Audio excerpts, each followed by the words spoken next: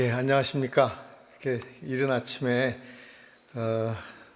많은 분들이 모여서 새로운 정보와 또 지식을 같이 공유하고자 하는 이 모임이 얼마나 우리나라 발전에 도움이 될지, 이런 모임이 있어야 우리나라 발전에 도움이 된다라는 생각을 갖게 됩니다.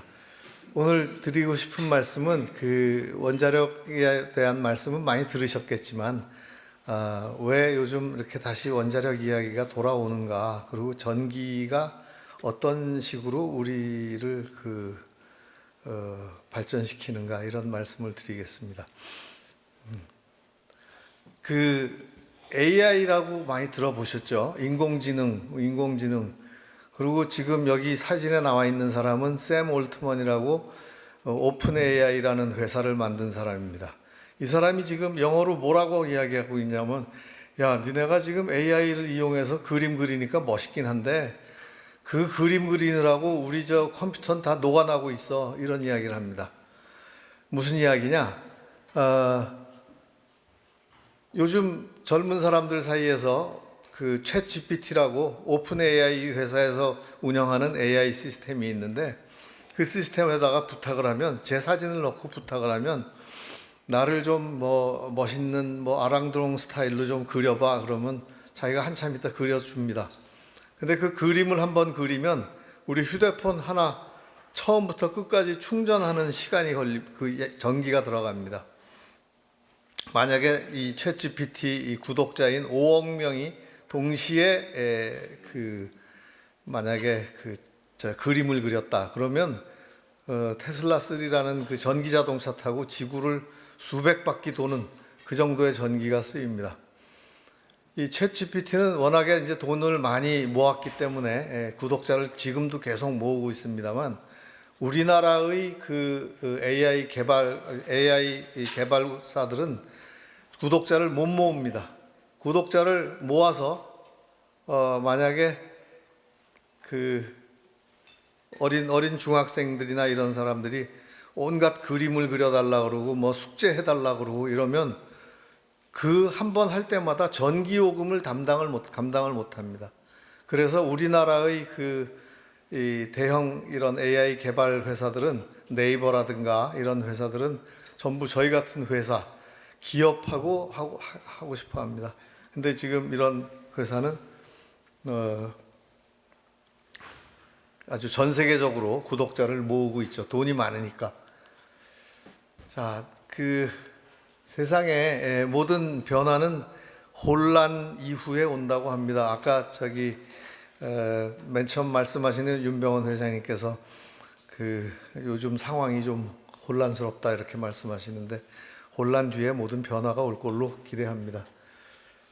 전기의 동네도 마찬가지입니다. 에너지에 대해서 사람들이 맨 처음 생각할 때는 기후변화 때문에 에너지를 어떻게 하면 좀 온실가스 안 나오는 에너지를 써야 되나, 그래서 지속 가능성 이거에 신경을 쓰다가, 또 러시아가 우크라이나를 침략하고 유럽의 에너지가 위협받게 되니까 그때부터는 에너지 안보를 다시 생각합니다.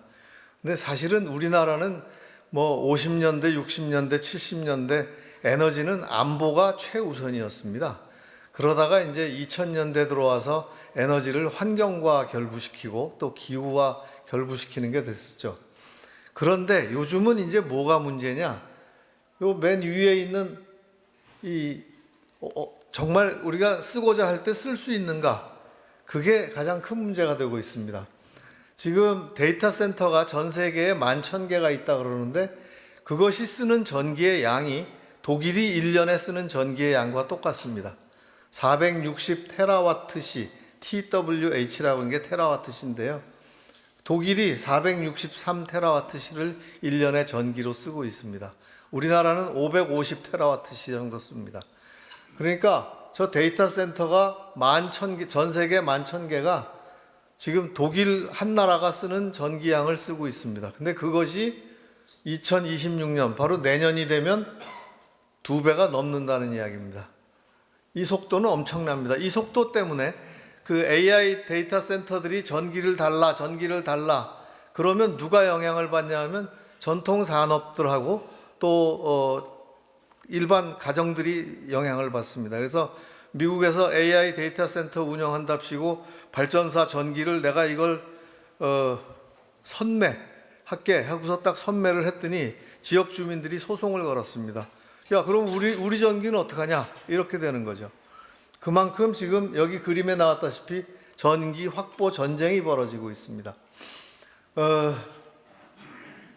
어느 회사든지 예전 같으면은 지방자치단체의 보조금이라든가 이런 것이 있으면은 부지를 이제 기업의 위치를 그 공장의 위치를 그쪽으로 가겠다고 했지만 요즘은 전기가 최고입니다.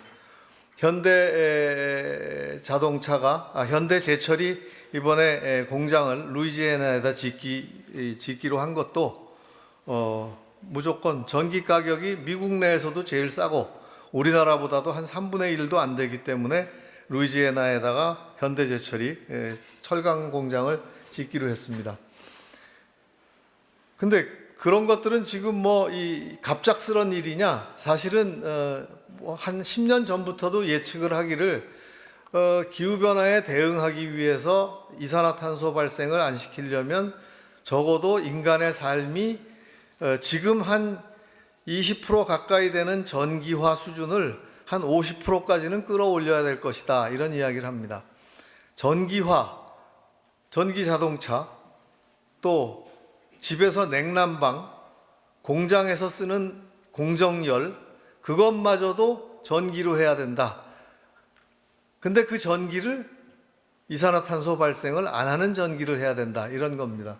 여기 보시면 지구에 이제 전기차가 20억 대가 돼야 되고 산업공정의 전기화가 50% 이상 돼야 되고 히트펌프라는 걸로 냉난방을 해야 되는데 그러니까 냉난방을 연탄 떼서 할 수도 없고 가스 떼서 할 수도 없다.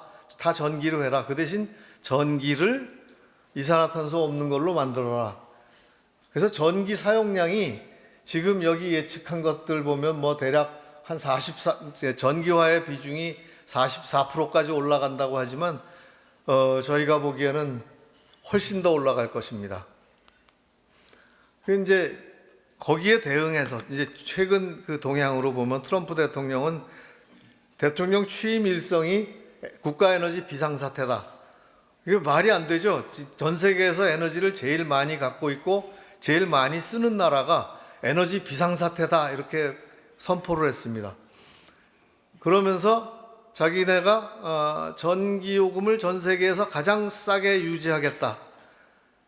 그러면서 석탄 화력도 다시 돌리고 그리고 전기차 의무 보급도 줄여버리고 그러면서 전기요금을 최대한 싸게 하겠다. 그렇게 해서 전 세계의 제조업을 끌어모으겠다라는 그런 발표를 하게 됩니다. 유럽은 좀 달랐었죠. 유럽은 굉장히 좀 우아하게 산답시고 우리는 원자력 안 해. 원자력 발전소 있는 것만 돌릴 거야 라는 나라도 있었고 독일처럼 원자력 발전소 다 없앨 거야 이런 나라들도 있었는데 그것이 점차 이게 살기가 어려워지니까 결국은 2022년부터 원자력을 도입하는 정책들이 들어옵니다. EU에서. 그러더니 원자력을 체르노빌 원자력 발전소 사고 이후에 1986년에 난 사고 직후에 87년도에 이태리는 6개 원자력 발전소 돌리던 것을 하루아침에 다 문을 닫았었습니다. 근데 다시 돌리겠다고 지금 나서고 있고 스웨덴은 1980년에 이미 2025년쯤 되면 탈원전을 할 것이다 그러면서 서서히 탈원전으로 가겠다고 했다가 작년에 이제 드디어 법을 바꿨습니다. 다시 짓겠다. 네. 그런 나라들이 한둘이 아닙니다. 네덜란드도 원자력 발전소를 예전에 지었다가 수십 년간 안 짓다가 이제 더 짓겠다 이러고 있습니다. 독일은 원자력 발전소 22개를 돌리고 있다가 작년까지 해서 완전히 탈원전에 성공을 했습니다. 탈원전에 성공을 했는데 어디서 실패를 했느냐? 에너지 가격에서 실패를 해버렸습니다. 그리고 실제로 이산화탄소 배출을 줄이지를 못했습니다. 독일이 이 22개 원자력 발전소를 차례차례 해서 다 죽일 수 있었던 이유는 유럽은 모든 나라들이 다 전기망이 연결돼 있어서 자기가 전기가 부족하면 다른 나라에서 전기를 가져옵니다. 자, 그렇게 되니까 스웨덴도 연결돼 있고 프랑스도 연결돼 있는데 주변 나라들이 불만이 한두 개가 아닙니다. 독일 때문에 독일한테 전기를 보내주느라고 스웨덴의 전기 요금이 올라가 버리는 겁니다. 그러니까 스웨덴 에너지부 장관이 뭐라 그랬냐면 당신네들 원자력에 대한 정책을 안 바꾸면 우리 전기 안 보낼 거야. 그래서 송전탑 공사하던 것을 중단시켜 버렸습니다. 에너지 정책 때문에 정권이 바뀐 두 번째 사례가 아닌가 이렇게 생각을 합니다. 상당한 에너지 정책 때문에 이 정권 재창출에 실패한 나라가 독일입니다. 그래서 지금 현재 독일은 원전 재가동에 찬성하는 국민이 한 55% 된다고 하죠. 독일은 유럽에서 가장 전기요금이 높은 나라 중에 하나고, 혹시 아실까 모르겠습니다만 바스프라고 독일의 유명한 화학회사가 있습니다. 그 바스프가 야 우리 공장 옮겨야 되겠다 이러고 있습니다.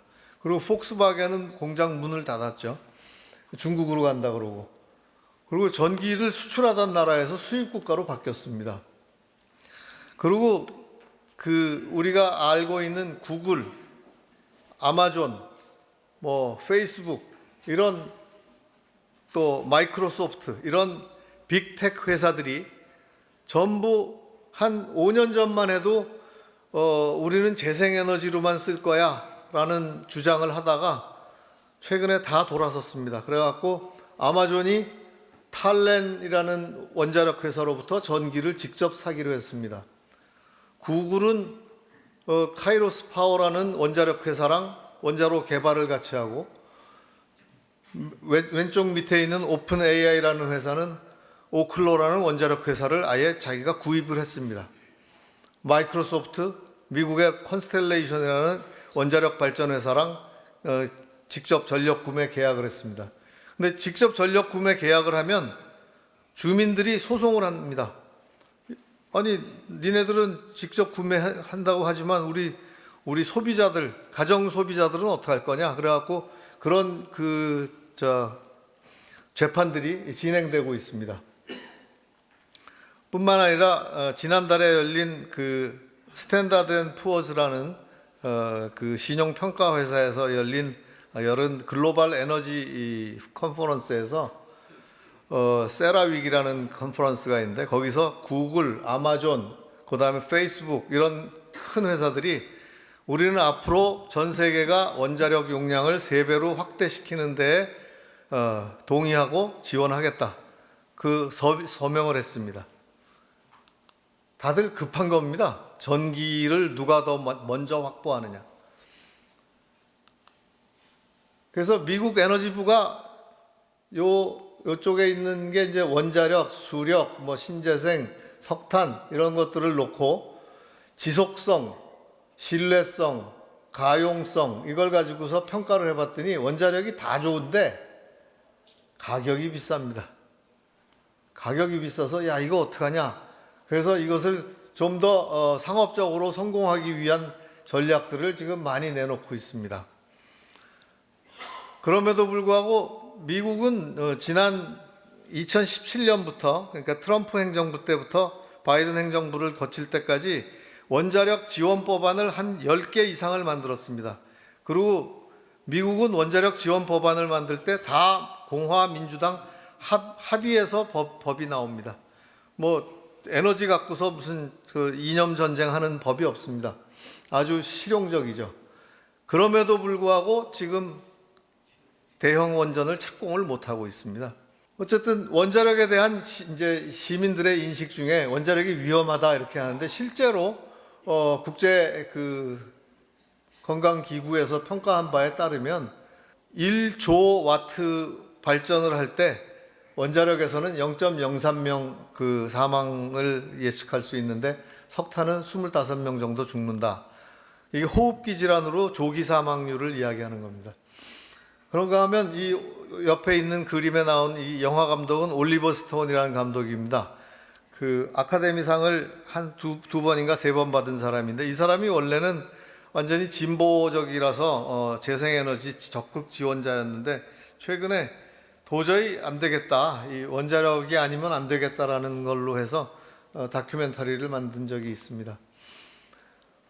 그리고 이산화탄소 발생량도 보면 원자력에서는 뭐 거의 안 나오는데, 석탄은 엄청 한 80배 정도 나오죠.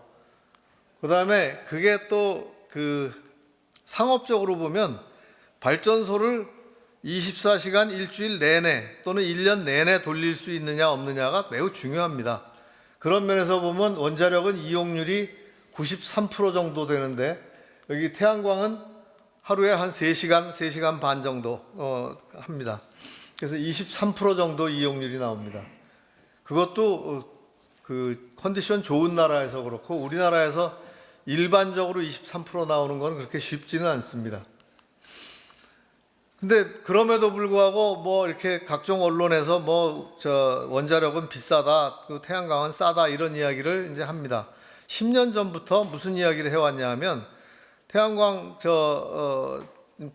설치 비용이 급전직하로 떨어지기 때문에 나중에 되면은 그 발전 비용이 원자력보다 훨씬 쌀 거다, 그런 나라가 있습니다. 미국은 원자력이 70원 정도 드는 데 비해서 40원 정도 듭니다. 그러니까 미국은 쌉니다. 땅값도 싸고 태양 조건도 좋고. 근데 우리나라는 원자력이 싸고 태양광이 비싸고 풍력은 거의 3배가 넘습니다. 조건에 따라서 다르게 됩니다. 그리고 이런 거를 한번 생각해 보시죠. 태양광을 100% 해서 우리나라 전기를 다 한번 돌려보자. 그게 가능할 것이냐? 태양광만으로는 안 되겠죠. 거기에 이제 에너지 저장 장치가 필요합니다. 배터리 같은 게. 그렇게 할 경우에 비용이 얼마나 드느냐 보면 한 40배 정도 들어갑니다.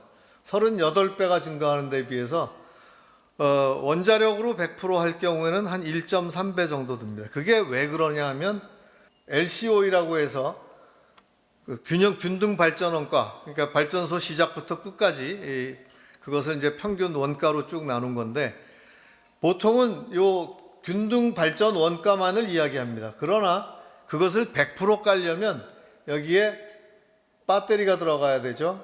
또 예비 전력을 위한 게 들어가야 되죠. 송전망을 확충해야 되죠. 그래서 거기에 들어가는 통합 비용이 엄청 많이 들어갑니다. 그래서 태양광으로 만약에 100% 깔겠다고 하면 한 40배 정도의 돈이 더 들어간다, 이렇게 보시면 되고, 그래서 이것을 알아야 됩니다. 그러니까 이 통합 비용이라는 숨어 있는 비용을 알아야 이 에너지에 대한 제대로 된 생각을 할 수 있다, 이렇게 생각을 합니다.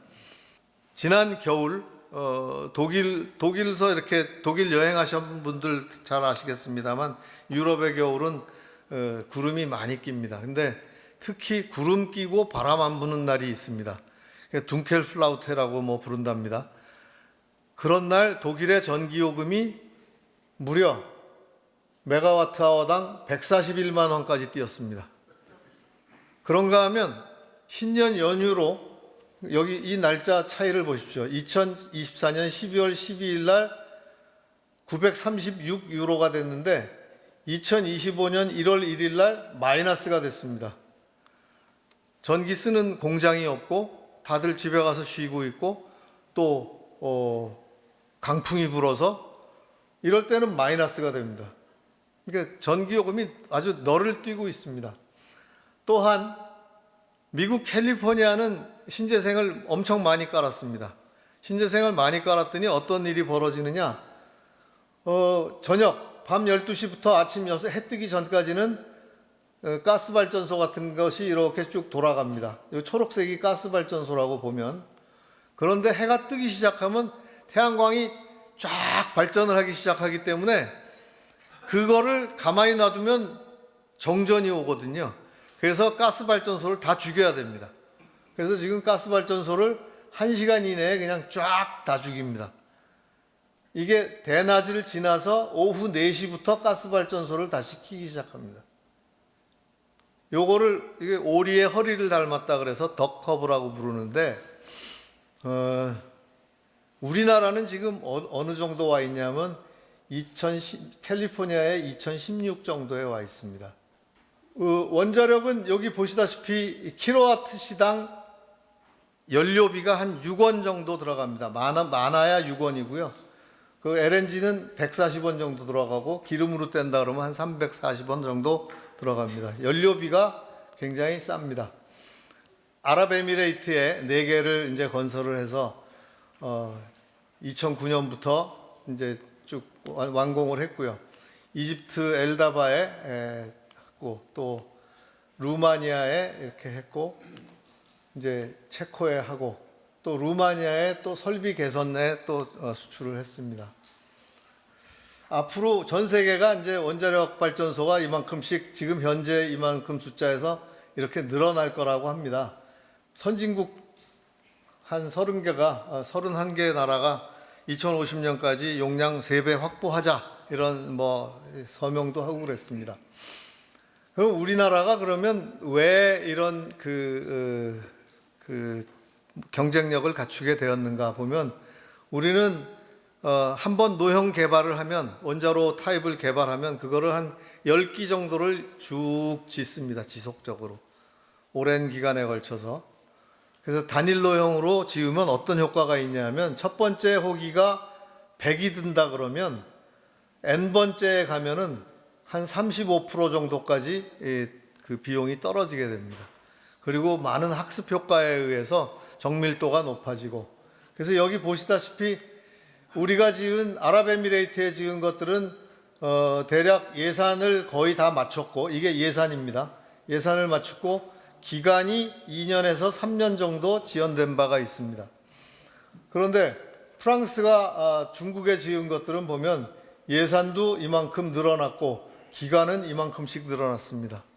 미국은 예산도 이만큼 2배 가까이 늘고 기간이 6년 이상 늘어났습니다.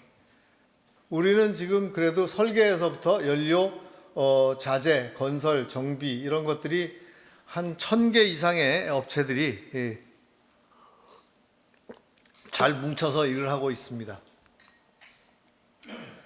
그리고 운영에 있어서도 저희가 운영 정지라든가 이런 것들이 상당히 줄고 있습니다. 이전까지는 이제 대형 원자력 발전소에 대한 말씀을 드렸다면 지금 말씀드릴 거는 이제 중소형, 그 스몰 앤 모듈라 리액터라 그래갖고 중소형입니다. 중소형은 벤츠 만약에 A 클래스가 제일 작습니다. 그런가 하면 제일 큰 게 이제 마이바흐가 큰데 A 클래스도 그렇고 마이바흐도 그렇고 뭐라 그럴까요? 달리기 성능이라든가 이런 거에선 비슷합니다. 그렇듯이 이 SMR도 적어도 달리기 성능에선 비슷하다 이런 말씀을 드립니다. 목표하기를 소형화, 대형 원전보다 부피를 한 100분의 1로 줄이고 여러 개를 겹쳐서 지어서 모듈로 지어서 그리고 이 안에 많은 장비들이 안으로 들어가도록 일체화를 시킵니다. 그래서 안전성을 한 100배 높이고 또 유연성을 높이고 부지 면적을 매우 작게 해서 이거를 도시 근교에 지을 수 있도록 이렇게 하는 것이 목표입니다. 세계 시장은 2035년 지금부터 한 10년 뒤에 640조로 커질 거라 이렇게 봅니다. 지금 우리 회사가 개발하고 있는 게 이 ISMR이라는 것이고요. 지금 기본 설계를 마치고 표준 설계를 하고 있습니다. 그래서 2026년에 표준 설계를 마치면 인허가를 한 3년 거쳐서 29년부터 착공을 해서 한 3, 4년 이내에 완공을 할 예정으로 있습니다. 그러면 다른 나라들은 어떻게 하고 있느냐? 다른 나라들도 마찬가지로 러시아는 이미 지었습니다. 중국 2026년이면 완공을 합니다. 요 3세대라는 것은 물을 끓여 갖고서 하는 원자로를 3세대라고 하고요. 요 4세대라는 것은 물이 아니라 뜨거운 액체 금속도 가열을 하면 녹습니다. 그래서 그런 금속들을 가지고 하는 것들입니다. 그래서 그 타입들은 대략 2030년대 초반에 다 경합을 이제 마칠 걸로 보고 있습니다. 전 세계에서 80여 개가 이렇게 경합 중인데, 그 중에서 저희 같이 원자로를 개발하고 건설하고 운영하는 회사는 없습니다. 그래서 우리의 강점은 전 세계 80여 개의 그 SMR이 개발되고 있지만 대부분 회사들의 수준이 스타트업이 조금 더 발전한 수준입니다. 그래서 대부분 저희한테 와서 건설을 같이 하자라고 손을 내밉니다. 그러면 우리 회사, 건설에 강점이 있는 우리 회사로서는 어떤 전략을 가질 것이냐? 그거를 내칠 필요가 없다고 생각합니다. 그래서 우리가 개발하고 있는 ISMR은 우리 모델로 가져가고, 요거 마이크로소프트의 테라파워가 개발하고 있는 이것도 우리가 건설해 주기로 하고, 또 아크라고 더 작은 것도 우리가 건설해 주기로 하고, 다 지금 이 회사들하고 손을 잡고 있습니다. 그래서 우리 건설의 포트폴리오를 확장시켜 놓고 시장이 열리는 대로 들어가서 같이 하자, 이런 그 전략을 짜고 있습니다. 그러면 이런 그 원자로 타입이 어디에 적합하냐 하면 요 밑에 보시면 수소 또는 난방, 제지, 담수화는 전체가 다 가능하고, 여기서부터는 석유, 정유화학, 제철, 또 암모니아 요게 가능하고, 여기서부터는 선박이나 이런 것들이 가능하고, 이렇게 아주 고온이 나오는 것들은 시멘트, 유리, 제철 이런 것들이 가능하다. 그래서 용도에 따라서 저희 회사에서는 포트폴리오를 갖추고자 합니다. 요게 이제 똑같은 말씀입니다. 그런데 이제 막상 우리나라가 어떻게 할 거냐? 용인 반도체 단지에서 필요로 하는 전기만 16기가라고 합니다. 16기가와트면 대형 원자력 발전소 12개 정도가 필요한 겁니다. 그거 없이는 용인 단지가 성립이 안 됩니다. 2047년까지 16기가의 전력을 공급해야지만 됩니다. 왜 그렇게 전기가 많이 들어가느냐? 반도체 웨이퍼라는 것이 있는데요. 그 손톱만한 면적 요거 하나 만드는데 우리 집에서 쓰는 대형 에어컨 있지 않습니까? 대형 에어컨 한 12대가 1시간 돌아가는 전기를 써야 손톱만한 웨이퍼가 만들어집니다. 그게 바로 요겁니다. 1제곱센티미터 웨이퍼를 하려면 에어컨 한 12대 정도 돌려야 됩니다. 근데 그 웨이퍼가 12인치 웨이퍼거든요. 12인치 웨이퍼를 하루에 2,000장에서 3,000장 정도를 찍어내야 반도체 공장이 수익이 난답니다. 그러면 반도체 공장 하나가 필요로 하는 게 원자력 발전소 하나에서 2개 정도가 필요합니다. 그러니까 이게 왜 전기의 싸움인지 아시겠죠? 그리고 데이터 센터, 우리나라의 데이터 센터 얘기입니다. 아까 전 세계는 11,000개가 있다고 그랬는데, 우리나라의 2022년도 데이터 센터가 쓰는 전기가 원자력 발전소 1개 반 정도 쓰고 있는데, 2029년에 50기가와트 정도가 필요하답니다. 이것을 지금 못 받아주고 있습니다. 그러니까 다 신청들은 들어오는데, 그리고 미국은 석탄 발전소를 원자력 발전소로 이게 전환하는 거에 대해서 이 전략을 짜고 있습니다. 그렇게 할 경우에 건설비도 낮추고 또 지역사회 기여 효과도 훨씬 커진다고 되어 있습니다. 원자력 발전소가 대략 한 호기당 한 300에서 많으면 500명까지의 인력이 필요합니다. 그게 직접 우리 회사가 고용한 인력이 그렇고요. 협력회사가 또 한 500명, 그래서 한 호기당 한 1,000명이 필요한 데 비해서 석탄화력발전소는 비슷한 데서 한 3분의 1도 안 씁니다. 근데 그나마도 LNG 발전소로 이 개조를 해버리면 인력이 반으로 줄고 협력회사는 한 40%로 줄어버립니다. 그래서 지금 우리 당진이나 태안 이쪽에 있는 화력회사들이 다 고민을 하고 있습니다. 그래서 우리는 그냥 SMR을 개발하는 게 아니라 SMR을 도시 모델과 같이 결합해서 하면 어떻게 될까? 그것을 가지고서 이제 그 계산을 해보니까 대략 요즘 어떤 특정 단지를 분산에너지 특화지구라고 해서 지정할 수가 있습니다. 그러면 그 안에서 전기를 서로 직접 사고 팔 수 있게 되는데, 만약에 분산에너지 특화지구 안에 재생에너지 한 20% 넣고 SMR을 하나 넣고 하면 어느 정도 될까? 인구 한 20만 도시를 운영하는 데 있어서 그랬더니 전력 비용, 토탈 에너지 비용이 한 30%까지 낮아질 수 있다. 이런 것이 저희 판단입니다. 예, 그래서 지금 그러면 이 SMR도 한국수력원자력이 우리나라에서 지금 원자력 발전을 독점하고 있는 건 저희 회사입니다. 그러면 SMR도 원자력 발전이니까 이거 독점할 거냐?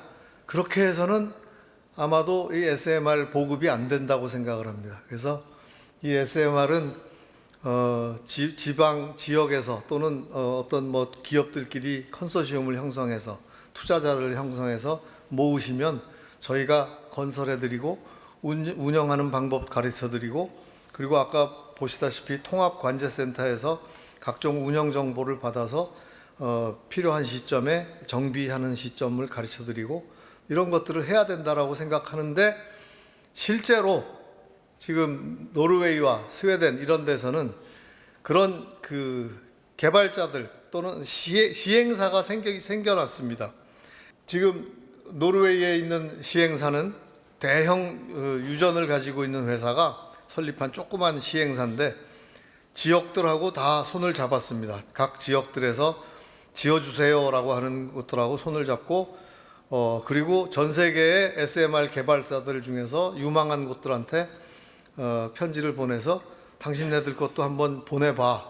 그렇게 해서 한 서너 개씩 받아갖고 평가를 하고 있고, 그것 때문에 제가 가서 이제 사인을 했습니다. 스웨덴도 마찬가지입니다. 저는 뭐 이 SMR의 미래가 밝다 생각을 합니다. 그래서 지금 우리가 하고 있는 그 속도에 비해서 미국은 아까 말씀드렸다시피 2017년부터 2024년까지 원자력에 대한 지원 법안을 계속 만들어냈습니다. 아마 내년 후년쯤 되면 이 10개의 법안에 대한 효과가 폭발적으로 터지지 않을까 싶은데 아직까지는 이 법안의 효과들을 못 보고 있습니다.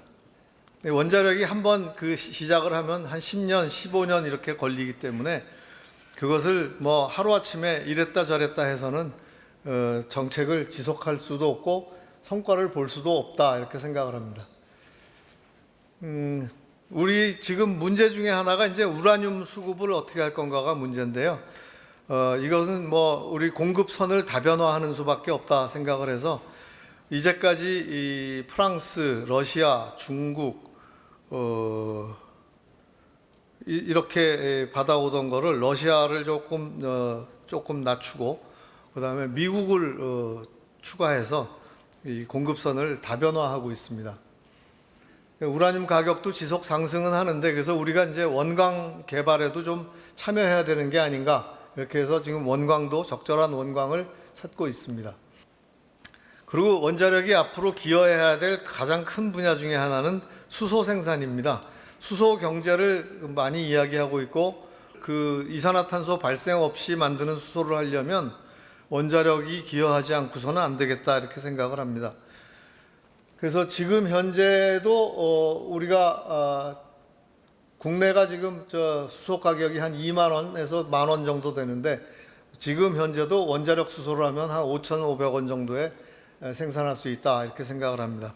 근데 이제 가령 원자력 발전소와 풍력 발전소를 결합을 해놓고 있으면 그걸 수소 생산 공장에다 연결해 놓고 있으면 굉장히 전기가 남고 또 부족할 때 서로 메꿔가면서 이 수소를 생산하고 아주 경제적으로 생산할 수 있는 방법이 될 거다 이렇게 생각합니다. 그런데 이제 이 수소는 가스 아닙니까? 원자력이나 이런 것들은 전기고 하나는 전기사업법의 영향을 받고 하나는 가스사업법의 영향을 받습니다. 이제는 융합적인 그 법적인 지원이 필요할 때입니다. 그리고 이제 우리 원자력 산업계 자체의 구조에서도 지금 프랑스의 EDF라든가 러시아의 로사톰 같은 회사들은 연료 설계, 운영, 관리 이런 것들을 다 일원화하고 있습니다. 우리가 원자력을 해온 지 거의 50년이 됐는데 50년이 됐음에도 불구하고 이게 완벽한 국가적인 산업으로서 아직 자리를 잡지 못했다고 생각하고, 그것이 국가적인 산업이 되려면 역시 민간이 많이 참여를 해야 된다. 그 사례가 뭐냐 하면 우리나라의 통신산업하고 또 방산이 아닌가 싶습니다. 통신산업은 80년대 중반부터 그 민간이 참여하기 시작해서 그 경쟁 구도를 가지고 국가의 적절한 규제와 제도 지원책으로 지금 현재 우리나라의 통신산업 업체들은 세계적인 경쟁력을 가지고 있다 생각하고, 또 방위산업 역시 이 민간이 참여함으로 해서 꾸준히 오다가 최근에 들어선 뭐 세계 정세 때문에 방위산업이 결국 이 엄청난 국가산업으로 발전할 기회가 있었다고 생각합니다. 그래서 모든 산업에서 민간의 활력이 중요하고, 그런 면에서 보시면 이렇게 세종로 국정포럼 같은 데서 많은 의견을 그런 쪽으로 좀 모아주셨으면 감사하겠습니다. 감사합니다.